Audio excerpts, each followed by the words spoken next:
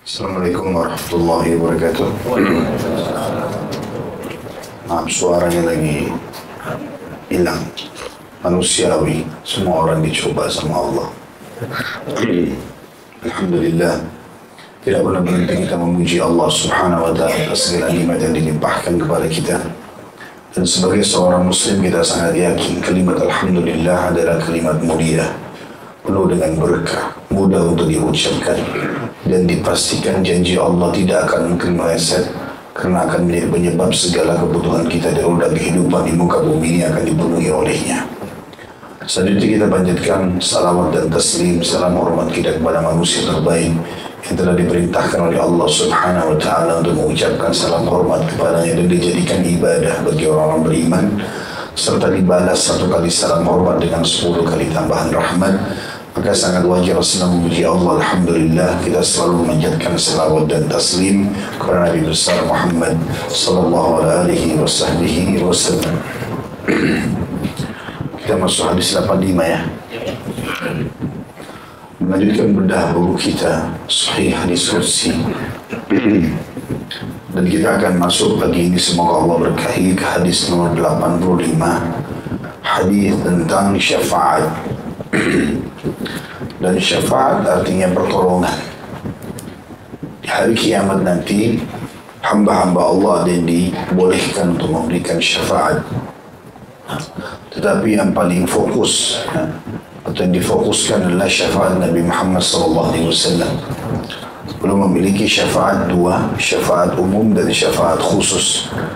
Syafaat umum pada saat manusia kepanasan nanti pada hari kiamat di mahsyar, dan semua nabi-nabi pun ketakutan dengan Allah subhanahu wa ta'ala, karena pada hari kiamat nanti Allah akan murka dengan hamba-hambanya karena banyaknya dosa yang dilakukan oleh hamba-hambanya. Maka pada saat itu manusia akan mendatangi Nabi Adam alaihissalam, kemudian memohon agar Nabi Adam memberi syafaatnya, memohon kepada Allah subhanahu wa ta'ala agar Allah datang mengadili mereka, baik ke surga ataupun ke neraka. Tapi Nabi Adam alaihissalam mengatakan, sesungguhnya hari ini Tuhanku murka, belum pernah murka sebelumnya, dan aku sendiri pernah melakukan kesalahan, maka nafsi, diriku sendiri. Cobalah pergi kepada Idris. Maka mereka pergi ke Nabi Idris. Idris juga mengatakan hal yang sama. Cobalah pergi kepada Hud, Saleh, Shu'aib, Ibrahim, terus saja ditunjuk. Nabi-nabi saling menunjuk satu sama yang lain sampai akhirnya tiba kepada Nabi Muhammad sallallahu alaihi wasallam, dan beliau mengatakan kepada para sahabat, apakah kalian tahu bagaimana manusia mengetahui kedudukanku pada hari kiamat? Maka mereka mengatakan Allah dan Rasulnya lebih tahu. Maka Nabi SAW mengatakan pada saat itu semua nabi-nabi menolak untuk memberikan syafaat. Akhirnya manusia datang kepadaku dan mengatakan, hai Muhammad, engkaulah nabi terakhir, ya, engkaulah penutup nabi-nabi dan rasul. Maka datanglah atau mohonlah kepada Allah, berilah syafaat. Mohonlah kepada Allah agar Allah datang mengadili kita, baik kita diadili masuk ke surga atau ke neraka. Maka Nabi SAW mengatakan, ana lahu, aku pemiliknya. Maka Nabi SAW pun mengatakan, aku datang ke bawah arsy-Nya Allah, kemudian sujud dan memohon kepada Allah subhanahu wa ta'ala, dan Allah membukakan puji-pujian melalui lisan Nabi SAW yang belum pernah diajarkan kepada hamba-hamba sebelumnya. Maka akhirnya Allah SWT berfirman, hai Muhammad, irfa' ra'sak washfa' tushfa'. Hai Muhammad, angkat kepalamu, berilah syafaat, maka akan diterima syafaatmu. Maka mulailah pada saat itu Nabi SAW memberikan syafaat umumnya, yaitu minta agar Allah datang mengadili seluruh hambanya, yang beriman ke surga, yang kafir ke neraka. Walaupun pada saat itu orang-orang kafir tidak menyadari bahwasanya neraka lebih berat daripada mahsyar. Tapi karena panasnya matahari pada saat itu, sebagaimana dijelaskan dalam surah Al-Hajj dan juga dalam hadis-hadis Nabi SAW, Allah berfirman dalam surah Al-Hajj, a'udzubillahi minasyaitonir rajim, wa taran nasa sukara wa ma hum bisukara walakinna adzaballahi syadid. Pada saat di mahsyar nanti kalian akan melihat manusia seakan-akan mereka mabuk dan mereka tidak mabuk, mereka sempoyongan. Tapi memang karena waktu itu azabnya Allah sangat pedih. Bahkan ibu-ibu yang hamil bisa melahirkan, anak-anak kecil bisa berubah menjadi beruban rambutnya. Semua itu karena siksanya Allah yang sangat berat waktu itu. Semua orang kata Nabi SAW tenggelam sesuai dengan kadar dosanya dari keringatnya sendiri atau dari peluhnya sendiri. Maka karena jenuhnya mereka minta syafaat ini. Syafaat yang kedua ini khusus bagi umat beliau saja sallallahu alaihi wasallam. Dan ini karunia yang luar biasa. Karena Nabi SAW mengatakan dalam banyak riwayat di antaranya semua nabi-nabi Allah berikan doa mustajab, pasti diterima. Dan nabi-nabi umumnya sudah menggunakannya selama di dunia. Seperti Nabi Nuh AS minta kaumnya dibinasakan, Nabi Lut minta kaumnya dibinasakan, itu mustajab doa semua. Dan aku menyimpan doaku itu untuk umatku pada hari kiamat. Makanya banyak sekali di antara kita yang akan ditolong oleh Nabi SAW. Tentu ini juga tergantung kuasa Allah Subhanahu wa Ta'ala. Siapa yang Nabi SAW diperintahkan untuk mengambil atau memberikan syafaat. Ada pertolongan di timbangan syafaat khusus ini sehingga dosanya dimaafkan dan pahalanya lebih berat. Ada juga nanti yang sudah masuk neraka lalu dikeluarkan. Tapi Allahu a'lam berapa lama. Itu kurang lebih gambaran tentang muqaddimah syafaat yang akan terjadi pada hari kiamat. Kita akan bacakan karena hadisnya cukup panjang.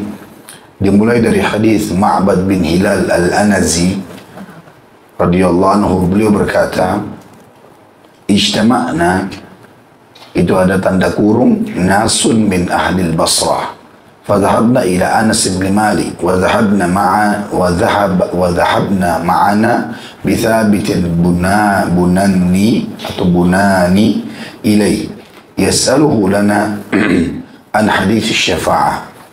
فإذا هو في قصره فوافقناه يصلي الضحى فاستأذنا فأذن لنا وهو قائد على فراشه فقلنا لثابت لا تسأله عن شيء أول من حديث الشفاعة فقال يا أبا حمزة هؤلاء إخوانك من أهل البصرة جاءوك يسألونك عن حديث الشفاعة فقال حدثنا محمد صلى الله عليه وسلم قال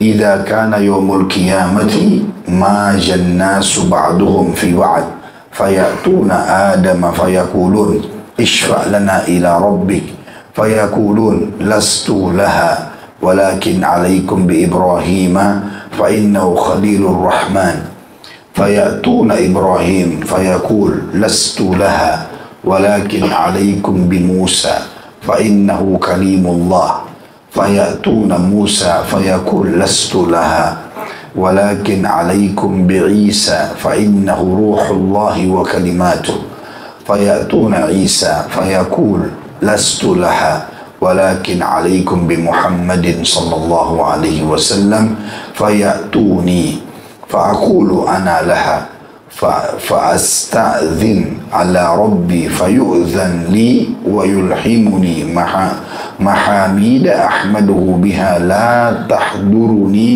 لا تحضرني الآن فأحمده بتلك المحامد وأخر له ساجدا فيقول يا محمد ارفع رأسك وقل يسمع لك وسل تعطى واشفع تشفع فأقول يا ربي أمتي أمتي فيقول انطلق فأخرج منها من كان في قلبه مثقال شعيرة من إيمان فانطلقت فأفعل ثم أعود فأحمده بتلك المحامد ثم أخر له ساجدا فيقول يا محمد ارفع رأسك وقل يسمع لك وسل تعطى واشفع تشفع فأقول يا ربي أمتي أمتي فيقول انطلق فأخرج منها من كان في قلبه مثقال ذرة أو خردل من إيمان فأنطلق فأفعل ثم أعود فأحمده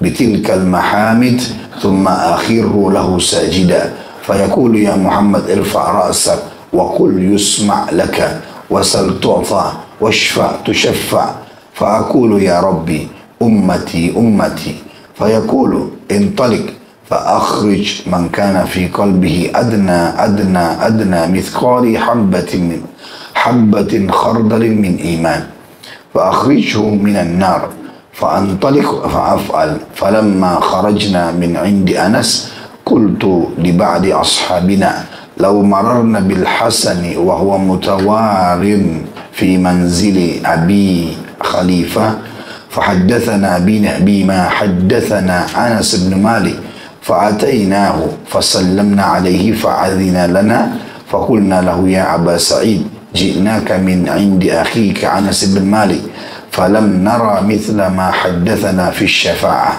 فقال هي فحدثناه بالحديث فانتهى إلى هذا الموضع فقال هي فقلت لم يزد لنا على هذا فقال لقد حدثني وهو جميع منذ 20 سنة فلا أدري أنسي أم كره أن تتكلوا فقلنا يا أبا سعيد فحدثنا فضحك وقال خلق الإنسان عجولا ما ذكرته إلا وأنا أريد أن أحدثكم حدثني كما حدثكم به ثم قال ثم أعود الرابعة فأحمده بتلك المحامد ثم أخر له ساجدا فيقال يا محمد ارفع رأسك وقل يسمع وسل تعطى واشفع تشفع فأقول يا ربي ائذن لي في من قال لا إله إلا الله فيقول وعزتي وجلالي وكبريائي وعظمتي لأخرجن منها من قال لا إله إلا الله. Kata orang ini, perawi hadis yang mulia Ma'bad bin Hilal al-Anazi, seorang tabi'in yang masyhur, kami dalam kurung orang-orang dari penduduk Basrah, kota di Irak, berkumpul lalu kami pergi kepada Anas ibn Malik radhiyallahu anhu. Anas ibn Malik pembantu Nabi sallallahu alaihi wasallam yang bekerja menjadi pembantu Nabi selama 10 tahun dan banyak sekali hadis yang diriwayatkan oleh beliau. Jadi beberapa tabi'in ingin belajar dari sahabat ini. Kami pergi kepadanya, kata beberapa tabi'in, bersama Thabit al-Bunani, agar dia Thabit bertanya kepadanya Anas untuk kami tentang hadis syafaat. Thabit al-Bunani adalah salah satu murid dekatnya Hasan Basri dan terkenal penuntut ilmu yang pintar. Maka para tabi'in ini berharap dia yang bertanya, karena mungkin kapasitasnya bertanya itu cukup. Ternyata Anas berada di istananya dan kebetulan kami melihatnya sedang melaksanakan sholat duha. Kemudian kami meminta izin dan dia mengizinkan kami. Sedangkan dia duduk di atas tempat tidurnya. Kami berkata kepada Thabit, jangan bertanya kepadanya tentang suatu perkara yang lebih dahulu daripada hadis syafaat. Maka dia pun, si Thabit bertanya, wahai Abu Hamzah, dalam kurung kunya Anas bin Malik. Kunya itu julukan. Dan ini sunnah Nabi SAW. Jadi teman-teman kalau punya anak laki-laki, maka dinisbatkan nama kita pada dia. Misal nama kita Muhammad, nama anak Ahmad, maka dipanggil Abu Ahmad. Dan itu sunnah Nabi SAW. Makanya Nabi dipanggil juga Abul Qasim, salah satu kunyanya.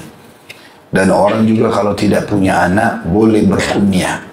Sebagaimana Aisyah radhiyallahu anha berkata kepada Nabi SAW, bolehkah aku berkunyah ya Rasulullah? Maka Nabi SAW mengatakan silahkan. Maka Aisyah pun memberikan julukan buat dirinya Ummu Abdillah. Artinya kalau punya anak, beliau ingin namakan Abdullah. Ini Abu Hamzah, kunyahnya Anas bin Malik radhiyallahu anhu.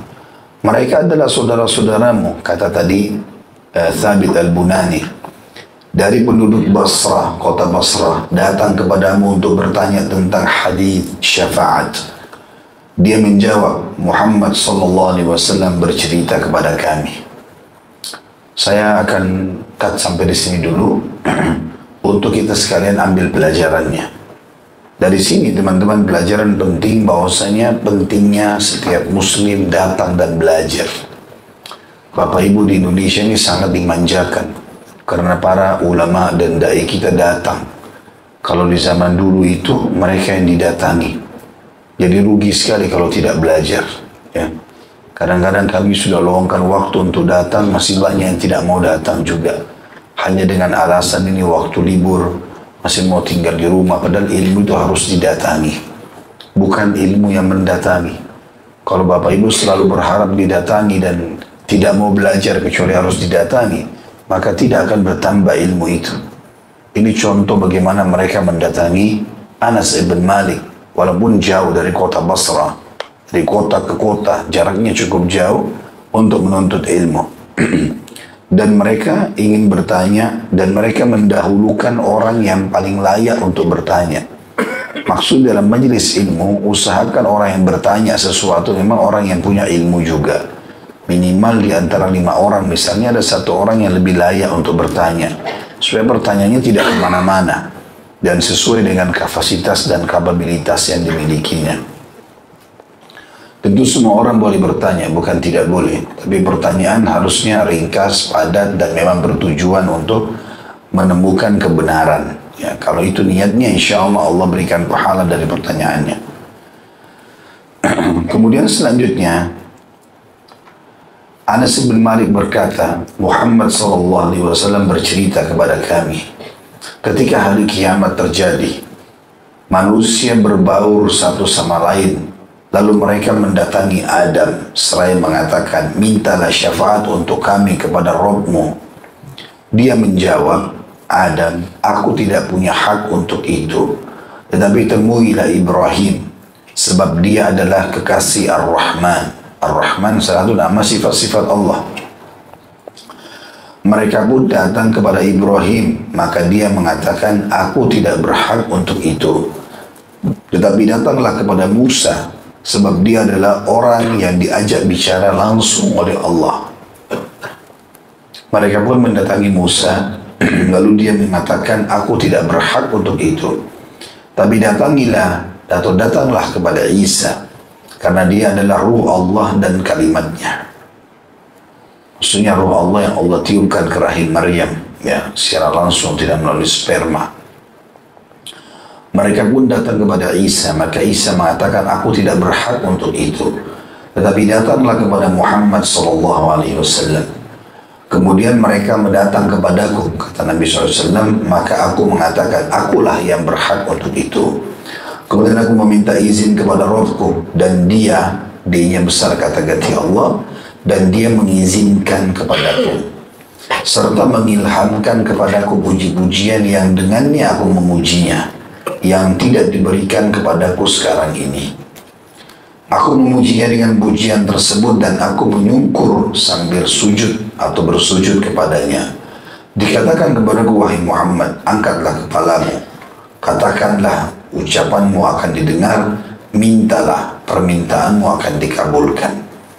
Mintalah syafaat, syafaatmu akan diterima. Maka aku mengatakan, wahai Rabbku, umatku, umatku. Dia menjawab, Allah mengatakan, pergilah, lalu keluarkan dari umatmu siapa saja yang dalam hatinya terdapat keimanan seberat biji gandum. Maksudnya keluarkan dari api neraka. Aku pun pergi dan melakukannya. Kemudian aku kembali lalu memujinya dengan pujian tersebut. Kemudian aku menyungkur sambil bersujud kepadanya. Dikatakan kepadaku, wahai Muhammad, angkatlah kepalamu, katakanlah, ucapanmu akan didengar, mintalah, permintaanmu akan dikabulkan, mintalah syafaat, syafaatmu akan diterima. Aku mengatakan, wahai Rabbku, umatku, umatku. Dia menjawab, pergilah, lalu keluarkan dari umatmu siapa saja yang dalam hatinya terdapat keimanan sebesar dzarrah atau biji sawi. Aku pun pergi dan melakukannya. Kemudian aku kembali lalu memujinya dengan pujian tersebut. Kemudian aku menyungkur sambil bersujud kepadanya. Dikatakan kepadaku, wahai Muhammad, angkatlah kepalamu. Katakanlah ucapanmu akan didengar. Mintalah permintaanmu akan dikabulkan. Mintalah syafaat, syafaatmu akan diterima. Aku mengatakan, wahai Rabbku, umatku, umatku. Lalu dia menjawab, pergilah. Lalu keluarkan dari umatmu siapa saja yang dalam hatinya terdapat keimanan sebesar zarrah atau biji sawi yang paling kecil. Lalu keluarkanlah dari neraka. Aku pun pergi lalu aku melakukannya. Nah, sampai sini kita jelaskan lagi sedikit. Teman-teman sekalian, di sini ada pelajaran besar. Bahwasanya kejadian yang terjadi pada hari kiamat itu sudah diberitakan kepada umat Islam. Dan kita bersyukur kepada Allah Subhanahu wa Ta'ala atas nikmat ini. Tidak semua orang tahu apa yang akan terjadi pada hari kiamat. Tapi kita sebagai umat Muhammad SAW ini diberitahukan semuanya. Bahkan kita kalau bahas atau baca tentang surga dan neraka, surga itu dijelaskan dari pasirnya, dipan-dipannya, pohon-pohonnya, pelayan-pelayannya. Seperti kita melihat depan mata kita sendiri. Semuanya lengkap. Dari hal yang kecil sampai hal yang besar. Sampai jenis-jenis istana, batu batanya, segala macam hal. Itu juga dengan neraka. Dari siksa yang paling rendah sampai siksa yang paling berat. Dijelaskan secara rinci. Dan ini tidak semua orang mengetahuinya. Kita harus bersyukur dan mempelajari itu, teman-teman sekalian. Kita sudah dapat bocorannya. Ini pelajaran penting yang kita ambil dari paragraf-paragraf tadi yang kita bacakan. Yang kedua, bagaimana Nabi SAW pada hari kiamat diberikan oleh Allah syafaat, yaitu pertolongan yang diberikan untuk umatnya Muhammad SAW. Dan ini juga sebuah karunia besar buat kita. Makanya kata Nabi SAW dalam hadis yang lain, surga diharamkan untuk nabi-nabi sebelum aku masuk, dan diharamkan untuk umat-umat sebelum umatku masuk. Dan ketahuilah, tidak ada satu umat pun sebelum kalian kecuali berharap jadi kalian. Sahabat Nabi SAW paling afdal di antara semua nabi-nabi. Sahabat-sahabat Nabi lebih afdal daripada sahabat-sahabat Nabi yang lain. Dan umat ini lebih baik daripada umat yang sebelumnya. Maka ini juga sebuah karunia yang sangat besar untuk kita. Karena semua nabi-nabi mengingatkan nanti akan ada nabi terakhir namanya Muhammad. Dia nabi terbaik, diutus untuk seluruh alam semesta. Sementara nabi-nabi yang lain diutus untuk kaumnya saja. Dan umatnya adalah umat yang pertama masuk surga. Maka semuanya berharap menjadi kita. Bersyukurlah teman-teman kita hidup di zaman ini. Gitu kan? Kemudian juga kita ambil pelajaran bagaimana langkah untuk memberikan syafaat itu. Yang disebutkan di sini ada dua. Puji-pujian yang diucapkan Nabi SAW yang belum pernah diajarkan kepada siapapun. Dan yang kedua, menyungkur sambil sujud. Kata ulama, siapa yang ingin doanya diijabah sama Allah, gabungkan dua hal ini. Kalau dia ingin mohon sesuatu kepada Allah, perbanyak pujian. Allah Subhanahu wa Ta'ala suka dipuji. Kita saja kalau mau bertemu dengan seorang tokoh masyarakat atau kita ingin minta dinaikkan gaji di perusahaan oleh pimpinan perusahaan, kita pasti menulis permohonan kepada yang terhormat begini dan begitu. Tidak mungkin kita langsung mengatakan naikkan gaji saya. Seorang akan marah. Allah Azza wa Jal, Allah Zat yang Maha Mulia lebih layak untuk dipuji. Terkadang teman-teman sekalian, Nabi SAW hanya minta agar diampuni dosanya saja. Itu puji-pujiannya panjang sekali. Dan sering saya kasih contoh itu. Kalau lagi mau berdoa teman-teman, kuatkan dulu iman kita. Ucapkan kalimat, ya Allah, Zat yang aku imani secara gaib, Zat yang tidak ada sekutu bersamanya. Engkaulah satu-satunya raja, milik, penguasa, semua yang di langit dan di bumi. Engkau yang menerbitkan matahari di pagi hari, terbenamkan matahari di malam hari misalnya, memperlihatkan bintang-bintang di malam hari, apa saja, menggantikan siang dan malam, menurunkan hujan. Kita memuji sang pencipta Allah Subhanahu wa Ta'ala dengan puji-pujian yang mulia. Lalu kita bisa masuk dari kita. Misalnya kita mengatakan, Zat yang telah mengizinkanku mengangkat jari-jariku ini, lisanku mengucapkan doa-doa ini, hatiku khusyuk kepadanya. Jadi kita puji dulu Allah Subhanahu wa Ta'ala sebanyak mungkin. puji-pujian ini sebab utama diterimanya doa. Makanya pernah ada sahabat masuk masjid tiba-tiba mengatakan Allahumma gfirli, ya Allah maafkan saya. Langsung Nabi SAW waktu dengar mengatakan ista'jala hadha, orang ini tergesa-gesa sekali. Mesti dia memuji Allah dulu, membacakan salawat kepadaku, barulah kemudian dia memohon doa. Jadi memang puji-pujian ini sangat penting. Kemudian yang kedua sujud. Pernah ada sahabat mengatakan, ya Rasulullah, saya punya permintaan penting. Kata Nabi SAW sampaikan, dia mengatakan, ya Rasulullah, mohonlah kepada Allah agar aku bersama anda di surga nanti. Artinya ini istilahnya Nabi dia minta di sebelahnya. Lalu kata Nabi SAW, ada permintaan lain. Dia bilang tidak ada ya Rasulullah. Itu saja yang paling penting. Masuk surga dan bersebelahan dengan anda. 3 kali Nabi tanya, ada yang lain? Tidak ada ya Rasulullah. Kata Nabi SAW, kalau begitu tolong aku dengan memperbanyak sujud. Jadi sujud ini kegiatan atau sebuah gerakan yang sangat luar biasa. Kita meletakkan dahi kita ke tanah. Ya, kalau secara rasional orang kalau berdiri dengan sujud sebenarnya lebih dekat dengan langit kalau orang berdiri. Tapi kata Nabi SAW, akrabu abdun ila rabbih wa huwa sajid. Paling dekatnya seorang hamba kepada Allah justru pada saat dia sujud. Maka kata Nabi SAW, fa'akthiru fihi doa. Maka perbanyak doa. Karena sangat jarang doa ditolak pada saat orang sedang sujud. Maka 2 sikap ini yang dicontohkan dalam hadis syafaat. Di mana pada saat itu nabi-nabi yang lain pun sudah putus asa, artinya sudah tidak bisa lagi. Kayaknya bukan saya ini, harus kamu pergi ke nabi yang ini, harus kamu pergi ke nabi yang ini. Tapi Nabi SAW melakukan 2 hal yang kita sudah tahu. Memuji-muji Allah walaupun pujian yang Nabi SAW ucapkan pada saat itu ya belum diajarkan sekarang. Kalau teman-teman baca juga surah An-Naml yang menceritakan tentang semut, ya surah semut. Tapi ini salah satu ayatnya menceritakan tentang bagaimana Nabi Sulaiman alaihissalam pada saat ingin membuat kejutan buat Balqis, Ratu Balqis yang dari Yaman.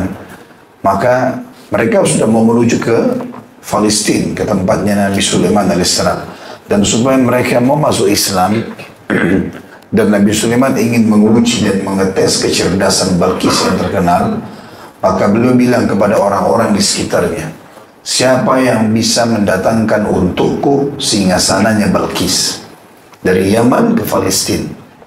Teman-teman kalau belum punya gambaran, kalau handphone ini kita ibaratkan Jazirah Arab, maka bagian atasnya, utaranya Jazirah Arab itu Palestina. Yaman itu ada di selatan, jadi jaraknya jauh sekali. Ya. Mekah Madinah aja di tengah-tengah Jazirah Arab itu 400 kilo. Ini jarak dari bawah ke atas ini luar biasa. Zaman dulu orang kalau pakai kuda bisa 2-3 bulan baru sampai. Karena jauhnya jaraknya. Jadi seluruh Jazirah Arab dilewatin.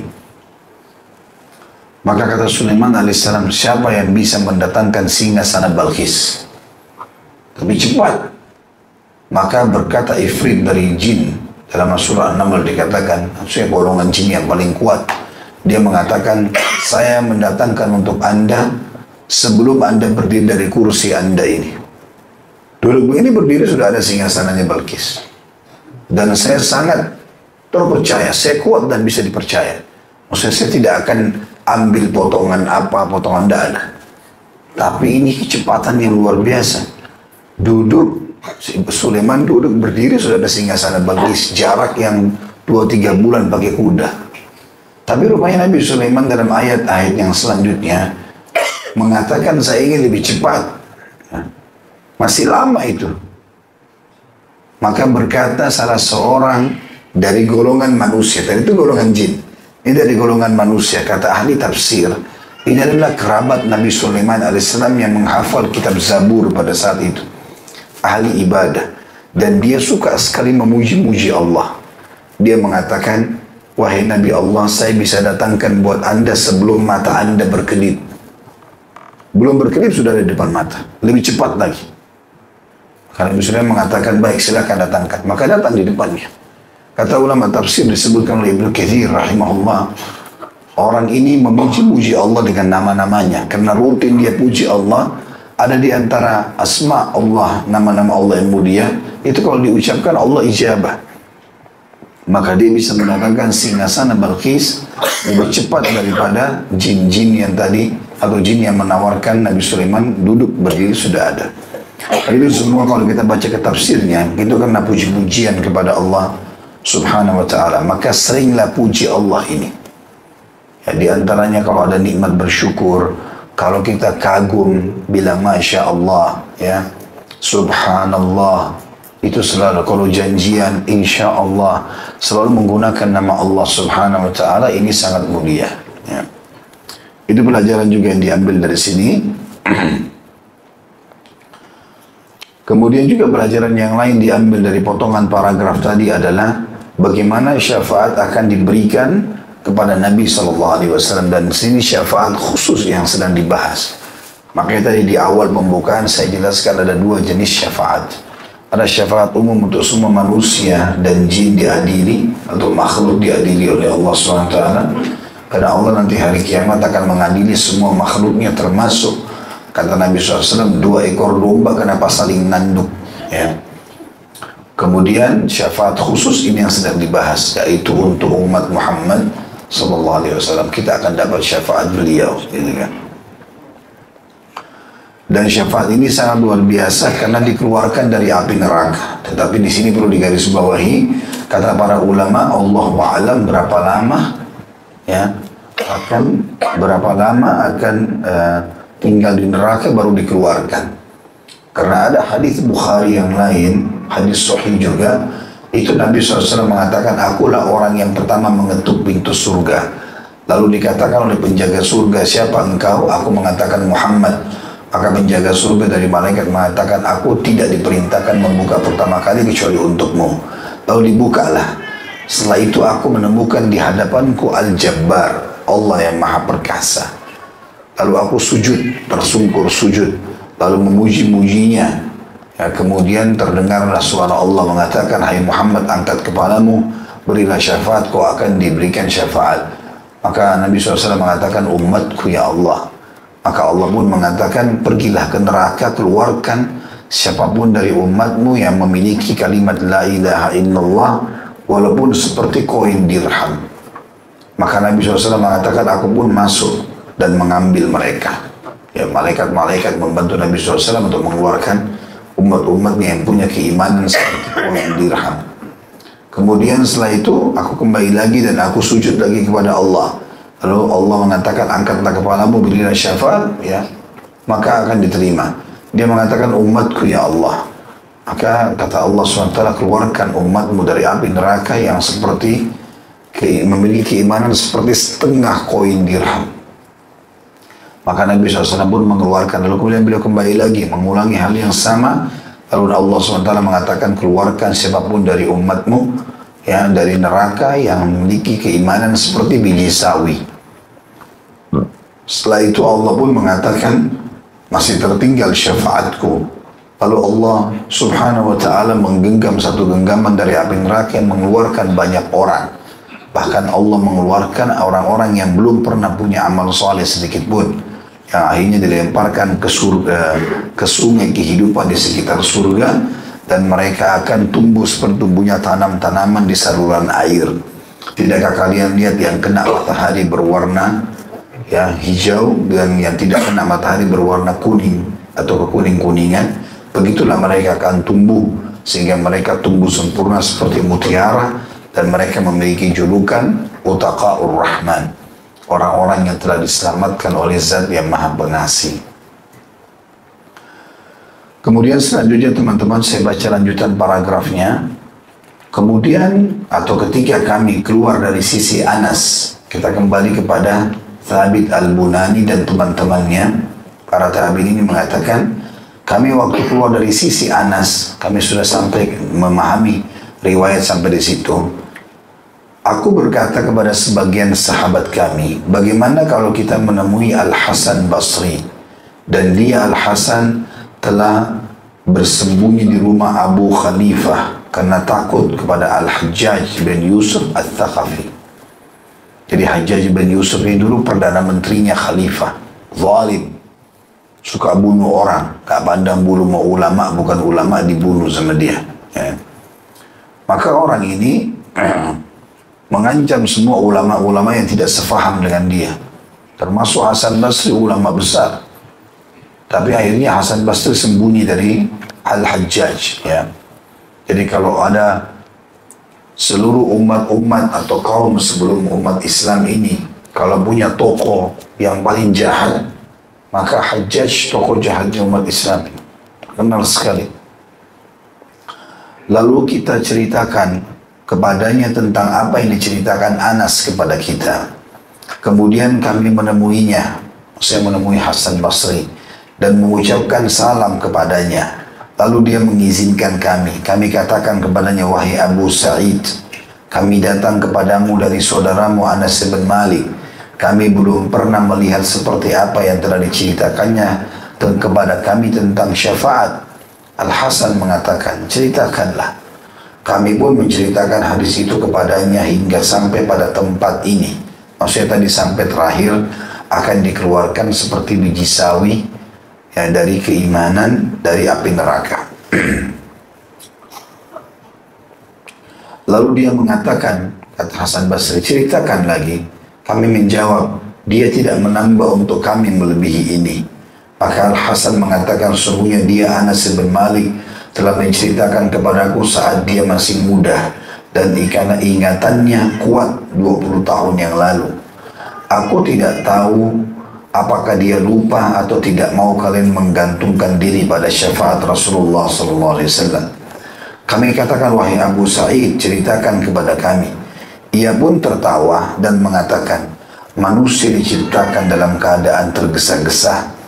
Aku tidak menyebutkannya kecuali aku ingin menceritakan kepada kalian. Lalu dia Anas bin Malik menceritakan kepadaku sebagaimana yang dia ceritakan kepada kalian. Dia mengatakan, Nabi SAW menceritakan, kemudian aku kembali keempat kalinya. Jadi ternyata riwayat tadi masih ada sambungannya. Cuma sahabat Nabi Anas bin Malik ini lupa pada saat itu karena faktor umur ya. Pada zaman itu umur Anas bin Malik sudah mencapai 100 tahun. Yang mendekati 100 tahun. Dan sangat tua. Nah, maka ada beberapa riwayat yang kadang-kadang terlupakan. Tetapi Hasan Basri mengatakan ada dua kemungkinan. Beliau lupa atau memang beliau tidak mau kalian bergantung pada syafaat Nabi nanti. Maksudnya yang potongan terakhir ini luar biasa gitu. Nanti akhirnya membuat kalian bergantung seakan-akan memang udah yang penting orang Islam selesai gitu. Maka Hasan Basri mengatakan, 20 tahun yang lalu aku pernah dengar dari Anas bin Malik dan waktu itu ingatannya lebih kuat. Dan dia menambahkan pada saat itu. Tambahannya adalah Anas bin Malik menceritakan kepadaku sebagaimana yang telah diceritakan kepada kalian, kata Hasan Basri, dan dia mengatakan Nabi menceritakan lagi, kemudian aku kembali keempat kalinya, lalu aku memujinya, memuji Allah dengan pujian tersebut, kemudian aku menyungkur sambil bersujud kepadanya. Maka dikatakan, wahai Muhammad, angkatlah kepalamu, katakanlah, ucapanmu akan didengar, mintalah, permintaanmu akan dikabulkan, mintalah syafaatmu akan diterima. Maka aku mengatakan, wahai Rabbku, izinkanlah aku untuk mengeluarkan mereka dari api neraka. Siapa saja, izinkan aku untuk mengeluarkan dari api neraka siapa saja yang sempat mengucapkan la ilaha illallah. Tidak ada Tuhan yang berhak disembah kecuali Allah. Maka Allah pun berfirman, demi keperkasaanku, kemuliaanku, kebesaranku, dan keagunganku, aku benar-benar akan mengeluarkan darinya siapa yang mengucapkan la ilaha illallah. Hadis ini diriwayatkan oleh Imam Bukhari Muslim. Potongan yang terakhir ini, yang Hasan Basri rahimahullah mengatakan dikhawatirkan kalian bergantung padanya, memang maknanya sangat luar biasa. Karena di sini bukan lagi menandakan keimanan, tapi siapa yang pernah mengucapkan walau cuma satu kali la ilaha illallah akan dikeluarkan oleh Nabi SAW dari api neraka. Ya. Dan ini karunia yang sangat besar. karunia yang sangat besar. Mirip dengan hadis yang lain, Nabi SAW pernah berkata kepada Abu Musa al-Asy'ari radhiyallahu anhu pada saat beliau lagi duduk di sebuah kebun, maka beliau mengatakan, siapa yang mengucapkan la ilaha illallah, dan riwayat lain, siapa yang dalam hatinya seperti la ilaha illallah dari biji sawi, dia pasti akan masuk dalam surga. Ini karunia yang sangat besar. Ini kebaikan Nabi alaihi salatu wassalam. Bagaimana rahmat beliau luas. Kalau semua yang mengucapkan la ilaha illallah berarti bukan cuma umatnya, tapi untuk semua orang. Siapa saja yang mengucapkan la ilaha illallah, kalau iman dari hatinya tulus dia ucapkan, maka secara otomatis mendapatkan syafaat Nabi alaihi salatu wassalam. Walaupun sebagian ulama berpendapat bahwasanya dimaksud adalah dari umat beliau. Siapapun yang pernah mengucapkan dari umat sallallahu alaihi wasallam la ilaha illallah, maka akan dikeluarkan dari api neraka. Tapi sekali lagi, Allahu alam berapa lama di neraka ya. Dia tidak boleh bergantung dengan itu. Jadi yang kita lakukan adalah bagaimana kita masuk surga dari awal, dari masuk golongan yang pertama dan tertinggi derajatnya. Dan semua orang di antara kita bisa melakukan itu asal dia mau, ya. Asal dia mau, dia tinggal patuh saja, kerjakan perintah, tinggalkan larangan, selesai. Pasti dia akan secara otomatis masuk dalam surga dengan izin Allah subhanahu wa ta'ala. Kita akan masuk setelah ini, teman-teman sekalian. Kalau ada yang punya pertanyaan silahkan ditulis ya, tentang keutamaan umat Nabi Muhammad SAW atau keutamaan kita ini ya. Ini punya keutamaan tersendiri. Hadis yang pertama dalam bab ini adalah hadis nomor 86, dan hadis ini sahih dari Abu Sa'id al-Khudri radhiyallahu anhu. Dia menuturkan Rasulullah sallallahu alaihi wasallam bersabda, yud'a Nuhun yawmal qiyamah fayaqul labbaika wa sa'dai ya rabbi, fayaqul hal ballagta, fayaqul na'am, fayuqalu li ummatihi hal ballagakum, fayaqulun ma atana min nadir, fayaqul man yashhadu laka, fayaqulu Muhammadun wa ummatuh atau wa ummatuhu, fatashhaduna annahu qad ballag, wa yakunu ar-rasulu alaikum syahida, fadhalika qawluhu subhanahu wa ta'ala, wa kadzalika ja'alnakum ummatan wasatan litakunu syuhada 'alan nasi wa yakuna ar-rasulu alaikum syahida. Wal wasatu ma'nahu al-adl. Kata Nabi SAW, Nuh nanti pada hari kiamat, Nabi Nuh AS akan dipanggil oleh Allah. Maka dia menjawab, aku penuhi panggilanmu, M-nya besar, kata ganti Allah. Aku memenuhi panggilanmu dan membantu ketaatan kepadamu. Ya. Sebenarnya terjemahannya ini, aku jawab panggilanmu dengan santun, dengan ketundukan. Ya. Wahai Rabbku, dia bertanya, Allah bertanya, apakah kamu telah menyampaikan risalahku? Kamu sudah sampaikan belum apa yang aku suruh ini? Beriman kepada aku, ada surga, ada neraka, ada hukum-hukum, ada larangan-larangan. Beliau menjawab, iya, kata Nabi Nuh. Nabi Nuh sudah jelas pasti benar menyampaikan. 950 tahun beliau berdakwah, tapi kaumnya menolak. Kemudian ditanyakan kepada umatnya, dikumpulkan umat Nabi Nuh yang kufur, apakah dia telah menyampaikan kepada kalian, ini Nuh pernah sampaikan dakwah enggak? Mereka menjawab, tidak ada seorang pemberi peringatan pun yang datang kepada kami. Karena takut dengan neraka mereka dusta. Ya. Maka ditanya atau dia bertanya, siapa yang menjadi saksimu, hai Nuh? Maka Nuh mengatakan Muhammad dan umatnya. Lalu mereka bersaksi bahwasanya dia Nuh telah menyampaikan. Lalu kalian, ya, atau mereka, maksud kita ini memberikan kesaksian Nabi Nuh pernah sampaikan. Karena Allah sebutkan dalam surah Nuh, surah Al-Anbiya, ya, banyak disebutkan kisah Nabi Nuh AS. Dan Rasul Muhammad SAW menjadi saksi atas kalian. Artinya Nabi Muhammad pun akan mengatakan benar, umatku ini benar. Ya. Itulah makna firman Allah Subhanahu wa ta'ala dalam Al-Baqarah 143, dan demikian pula kami telah menjadikan kalian hai umat Islam, umat Muhammad sallallahu alaihi wasallam, umat yang pertengahan, agar kalian menjadi saksi atas perbuatan manusia dan agar Rasul Muhammad menjadi saksi atas perbuatan kalian. Dan yang dimaksud dengan pertengahan maknanya adalah adil. Hadis ini riwayat Bukhari, Tirmidzi dan Ibnu Majah. Hadis ini memberikan pelajaran bahwasanya keutamaan umat Muhammad SAW ini sangat jelas. Kalau berhubungan dengan hari kiamat, kita akan menjadi saksi untuk menolong nabi-nabi yang lainnya. Tanda kutip di sini ya, kuasa Allah SWT. Allah tahu Nabi Nuh telah menyampaikan. Allah juga yang membinasakan kaumnya sampai terjadi kiamat kecil pada saat itu banjir besar ya. Itu Allah sudah tahu semuanya dan Allah tahu, tapi Allah SWT ingin memberikan keutamaan buat kita.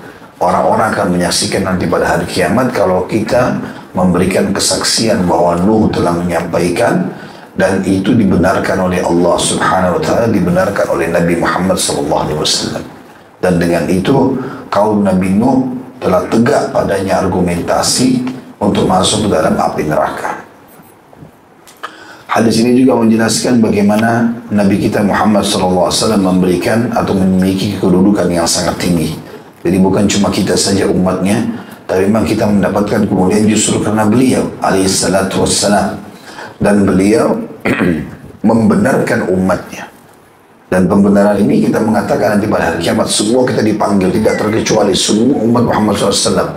Dari sahabat Nabi, dari tabi'in sampai yang akhir nanti meninggal sebelum hari kiamat. Lalu disuruh kita berikan kesaksian. Maka kita akan mengatakan, benar ya Allah, Engkau telah menurunkan kitab kepada kami Al-Quran dan telah disebutkan ada surah khusus namanya surah Nuh. Kemudian Engkau telah sebutkan dalam surah Al-Anbiya bahwasanya Nuh telah menyampaikan dan Nuh telah berdoa agar kaumnya dibinasakan. Lalu Nabi Muhammad SAW membenarkan syafaat itu. Ya. Juga ini mirip dengan hadis yang lain ya.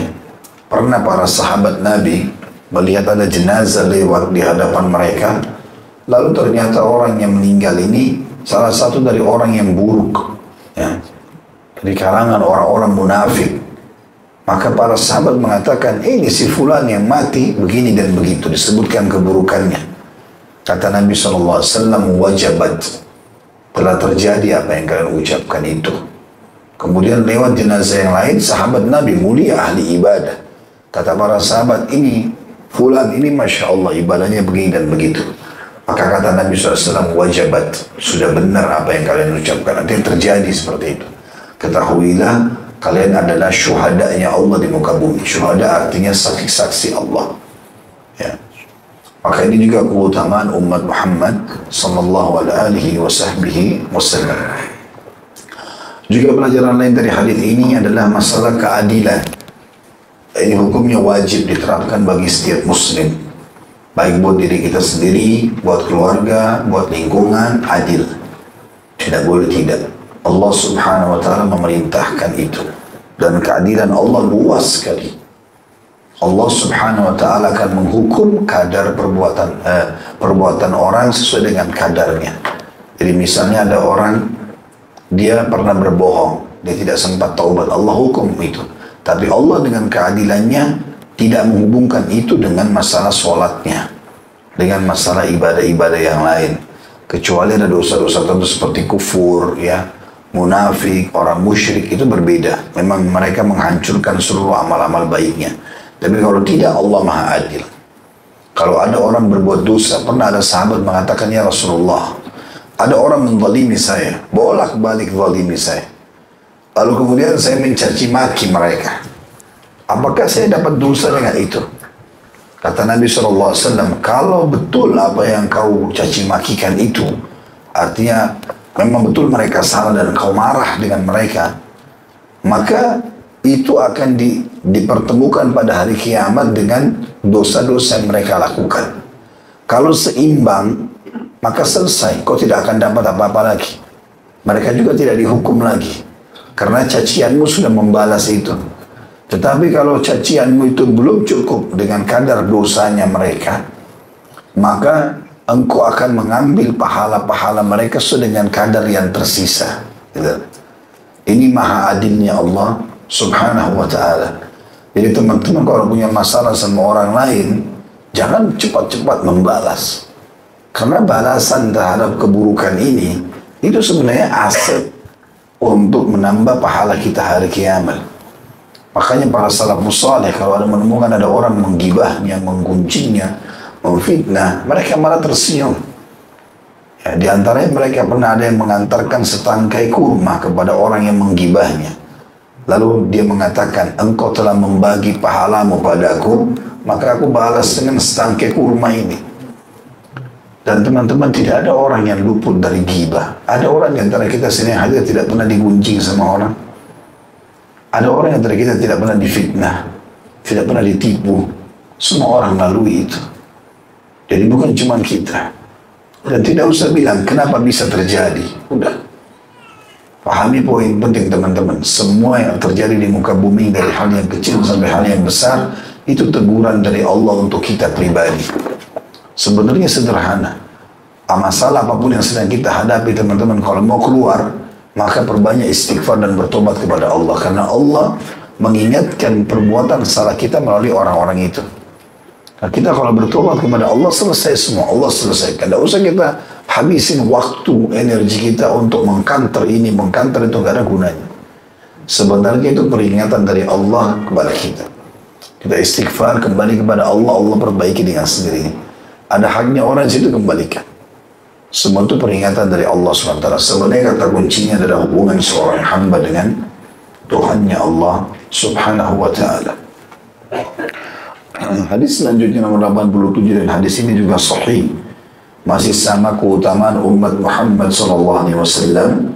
Dari Abu Musa al-Asy'ari radhiyallahu anhu, dia menuturkan Rasulullah SAW bersabda, إذا كان يوم القيامة دفع الله عز وجل إلى كل مسلم يهوديا أو نصرانيا فيقول هذا فكاكك من النار. Hadis ini sahih riwayat Muslim dan Ahmad. Kata Nabi SAW, apabila hari kiamat terjadi, maka Allah yang maha suci dan maha mulia akan menyerahkan seorang Yahudi atau Nasrani kepada setiap Muslim. Seraya berfirman, ini pedemusmu dari api neraka. Ya. Makna hadis ini adalah setiap muslim akan terselamatkan dari api neraka dan digantikan oleh Yahudi dan Nasrani. Lebih dalam lagi maknanya, ada sebuah hadis yang menjelaskan teman-teman, tidak ada seseorang pun di antara kita kecuali punya tempat di surga dan di neraka. Kita semua ini punya tempat di surga dan di neraka. Tinggal dia lihat dia meninggal dalam keadaan beriman atau tidak. Kalau dia beriman layak masuk surga, maka tempatnya di neraka diberikan kepada orang-orang kafir. Kalau dia meninggal dalam kondisi fasik, banyak dosa dan belum sempat taubat, maka dia akan masuk ke nerakanya dulu baru masuk ke surga. Kalau dia meninggal dalam keadaan kafir, maka tempatnya di surga diharamkan darinya dan dia akan masuk ke tempatnya di api neraka. Maka setiap muslim pada hari kiamat nanti yang lolos dari timbangan amal dan dia bukan orang fasik, Allah Subhanahu wa ta'ala akan memberikan tempatnya di neraka itu kepada orang Yahudi atau orang Nasrani. Ya, ini untuk menambah siksaan buat mereka. Dan hadis ini sangat jelas memvonis kekufuran tentang orang Yahudi dan orang Nasrani. Dan tidak boleh ada keraguan dengan masalah itu. Ingat, saya pernah jelaskan, kalau ada orang melakukan satu perbuatan salah, kekufuran kah, kemunafikan kah, kemaksiatan secara umum, maka yang kita benci adalah sikap dan perilakunya, bukan fisiknya. Jadi kalau ada orang non-muslim yang sedang kita benci kekufurannya, kenapa orang Yahudi mengatakan Uzair anaknya Allah, dan mereka menolak Isa dan Muhammad alaihi wassalatu wassalam sebagai nabi? Maka kita benci sikap itu. Dan mereka divonis kafir gara-gara itu oleh Allah Subhanahu wa ta'ala. Karena beriman kepada Allah harus beriman kepada seluruh yang Allah perintahkan, di antaranya nabi-nabi dan rasul yang diutus. Makanya orang Nasrani mengatakan Yahudi kafir, walaupun mereka mengaku agama profetis, agama samawi, ya, punya kitab dari langit Taurat dan juga punya Nabi Musa alaihissalatu wassalam, tapi mereka masih menolak Isa, gitu kan? Maka Nasrani mengatakan mereka kafir. Begitu juga dengan orang-orang Nasrani. Kenapa mereka mengatakan Allah punya anak, padahal Allah mengatakan lam yalid wa lam yulad? Bahkan dalam ayat lain Allah mengatakan hampir saja seluruh langit runtuh Bumi ini goncang karena mereka mengatakan Allah punya anak. Allah itu esa, tunggal. Lam yalid walam yulad walam yakul lahu kufuwan ahad. Dia tidak beranak, tidak diperanakkan, dan juga tidak membutuhkan pada siapapun. Kalau Allah punya orang tua, dia dilahirkan, maka siapa orang tuanya Allah? Kalau dia punya keturunan, maka siapa anak-anaknya Allah? Makanya Allah itu tunggal, esa, tidak ada orang tuanya, tidak ada juga anaknya. Maka Allah SWT sangat murka dengan pernyataan ini. Dan dinyatakan Nabi Isa pun alaihissalam nanti akan turun hari kiamat meluruskan pemahaman orang-orang Nasrani. Dan kata Nabi SAW, bagaimana umat ini sesat di awalnya sementara aku ada, dan sesat di akhirnya sementara Isa ada. Dan Isa alaihissalam akan menerapkan hukum Muhammad alaihissalam di akhir hidup beliau. Jadi tidak boleh ada keraguan. Pernah Umar bin Khattab radhiyallahu anhu membawa beberapa potongan Taurat, kitab Taurat diambil dari orang Yahudi. Niatnya baik, mau baca Taurat, isinya apa nih? Ini kan kitab juga dari Allah gitu, seperti itu. Waktu Nabi SAW lihat, Nabi SAW marah pada Umar. Langsung mengatakan, hai Umar, apa kau masih ragu dengan apa yang aku bawa ini? Sudah ada Al-Quran. Sudah ada Al-Quran, tidak perlu kau baca lagi itu. Tidak perlu kita sekarang umat Islam baca Taurat, baca Injil, nggak perlu. Karena itu sudah diubah oleh mereka. Kalaupun tidak diubah pun sudah digantikan dengan Al-Quran, sudah dihapus dengan Al-Quran. Walaupun kita wajib mengimani ada kitab pernah turun namanya Taurat, ada pernah turun namanya Injil, tapi nggak ada lagi dibaca. Nggak ada lagi diterapkan hukumnya. Al-Quran datang menghapus semua itu. Sebagaimana Injil datang menghapus Taurat, Al-Quran datang menghapus Taurat dan Injil. Dan semua kitab-kitab sebelumnya. Maka kata Nabi SAW, ketahuilah demi zat yang jiwaku dalam genggamnya, maksudnya demi Allah, kalau seandainya Musa atau Isa hidup di zaman sekarang, tidak akan ada pilihan kecuali dia jadi pengikutku. Jadi nggak perlu kau baca Taurat itu, hai Umar. Gitu. Seperti itu. Dan ini juga sebuah karunia yang luar biasa. Makanya Abdullah bin Abbas menafsirkan surah Al-Fatihah, ghairil maghdubi alaihim waladdallin, bukan orang-orang yang kau murkahi ya Allah, maksudnya Yahudi. Dan dhalin, orang-orang yang sesat adalah Nasrani, kata Abdullah bin Abbas. Ini penterjemah Al-Quran yang paling hebat dari umat ini. Karena Nabi SAW sendiri memegang dadanya sambil mendoakan agar dia memahami Al-Quran. Dan para sahabat pun bertanya tentang tafsirnya. Orang Yahudi dimurkai sama Allah karena mereka tahu benar tentang kebenaran Islam. Ya. Subhanallah, kemarin kami baru umrah plus Aqsa. Alhamdulillah Allah mudahkan masuk. Di Jabal Zaitun, di Gunung Zaitun itu, yang dari situ kita bisa lihat Masjid Aqsa dari jarak. Karena dua gunung yang berdekatan, ada lembah jalanan. Di lembah itu ada satu kuburan orang Yahudi. Di situ penuh, orang-orang banyak dikubur. Dan menurut informasi yang disampaikan kepada kami dari orang-orang Palestina di sana, satu peta kuburan itu harganya bisa 25.000 sampai 35.000 dolar. Mahal sekali. Itu dianggap kuburan paling eksklusif. Saya tanya lebih jauh, kenapa mereka mau kubur di sini? Apa karena tanah ini istimewa? Iya, bagi Yahudi istimewa. Karena mereka yakin nanti sebelum hari kiamat, Dajjal akan dibunuh oleh Nabi Isa di lembah ini. Dan orang-orang Yahudi juga akan mati di sini. Dan mereka anggap itu mati suci. Ya. Maka mereka dari sekarang memperebutkan tanah itu. Ini kebodohan yang luar biasa itu. Mereka sudah tahu nanti Dajjal itu ahli neraka.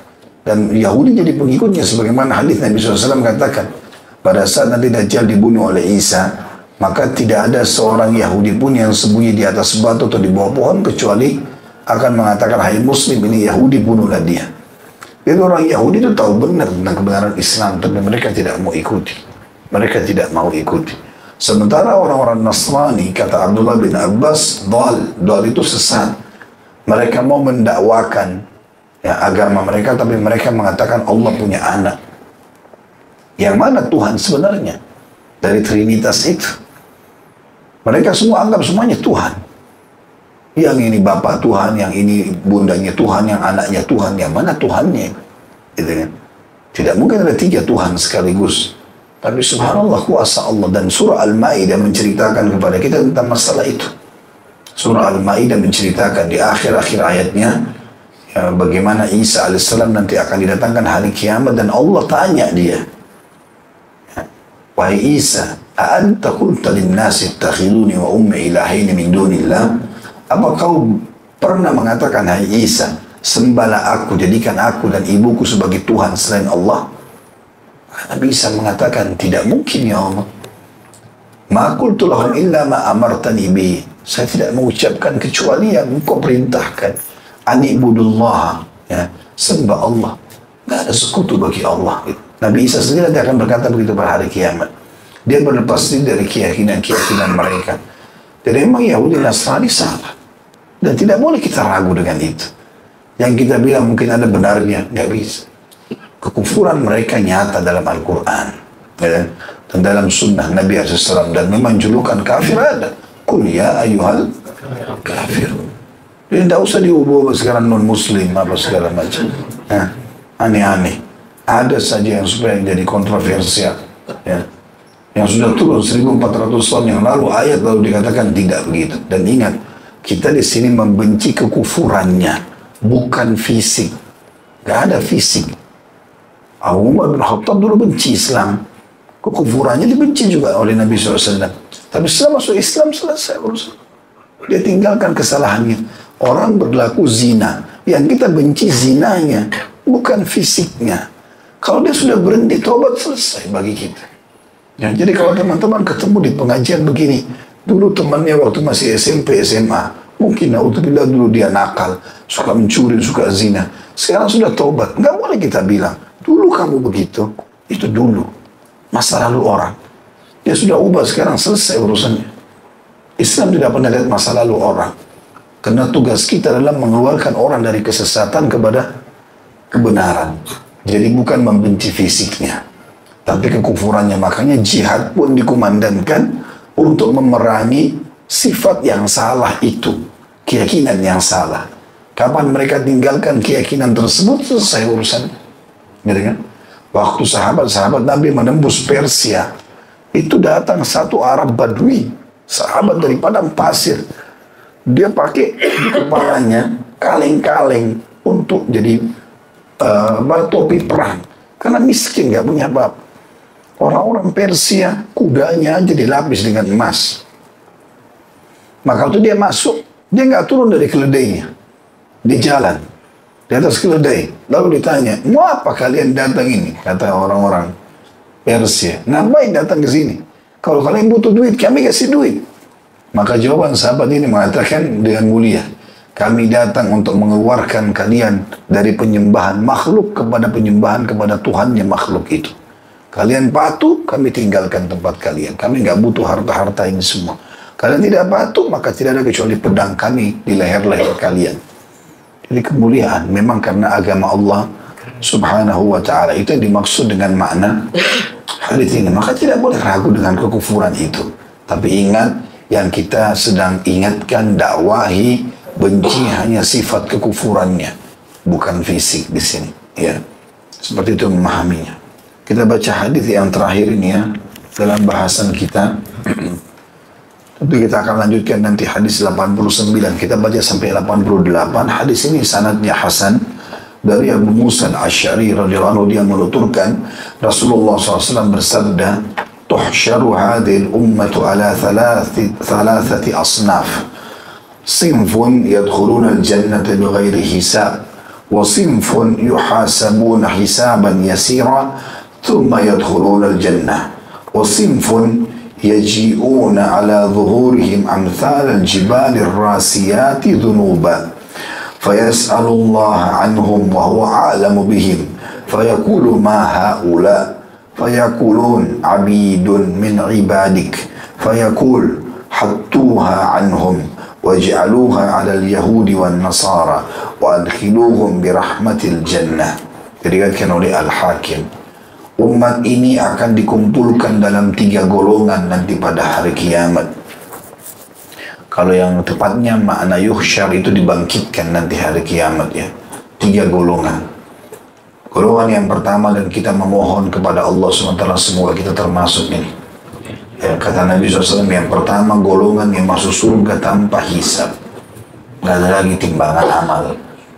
Dan ini ada sebabnya. Masuk surga tanpa hisab itu ada sebab-sebab. Ada yang menyebabkan masuk surga tanpa hisab.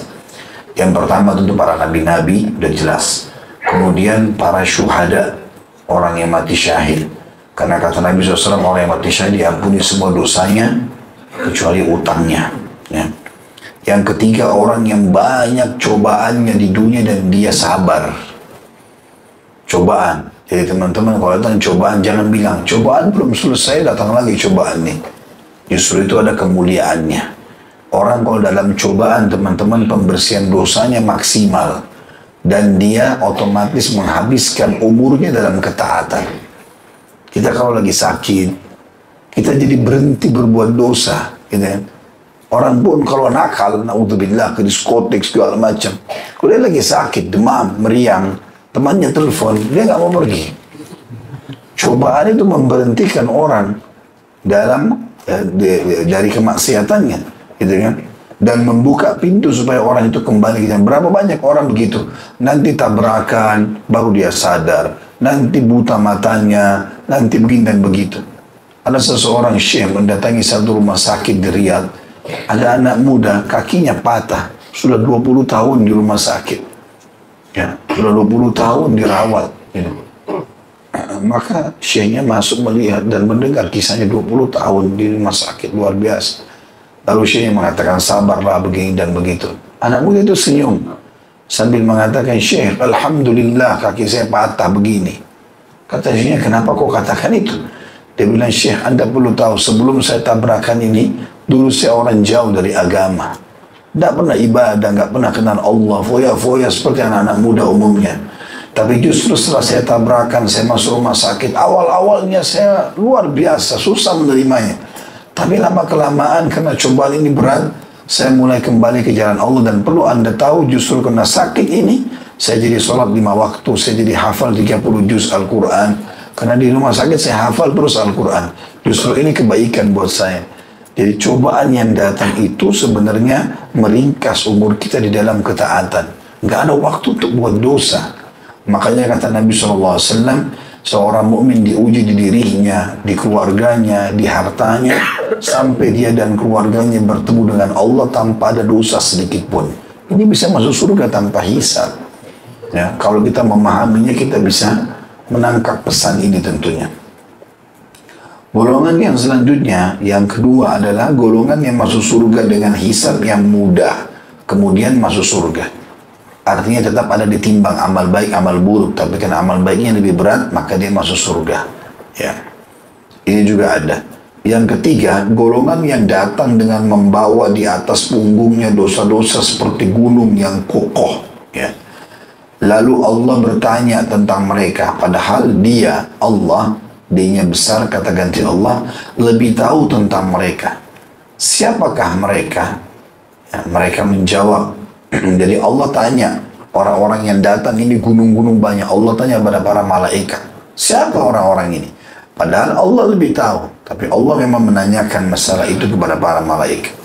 Maka mereka menjawab para malaikat, hamba dari hamba-hambamu, dia Allah berfirman, ambillah dari mereka dosa-dosa seperti gunung itu dan letakkan di atas punggung Yahudi dan Nasrani, serta masukkanlah mereka ke dalam surga dengan rahmatku. Hadis ini diriwayatkan oleh Al-Hakim. Ya. Hadis ini menyebutkan juga keutamaan umat Muhammad SAW. Bagaimana dosa-dosa mereka akan dihilangkan oleh Allah Subhanahu Wa Taala pada hari kiamat dengan hikmah Allah Subhanahu Wa Taala. Jadi walaupun mereka masuk neraka, tetap juga dimasukkan neraka sampai bersih saja dosanya. Setelah itu tentunya mereka akan masuk ke dalam surga. Ya, Allahu a'lam. Baik, sampai itu bahasan kita, mudah-mudahan bermanfaat. Subhanakallahumma bihamdika, asyhadu an la ilaha illa anta astaghfiruka wa atubu ilaik. Wassalamualaikum warahmatullahi wabarakatuh.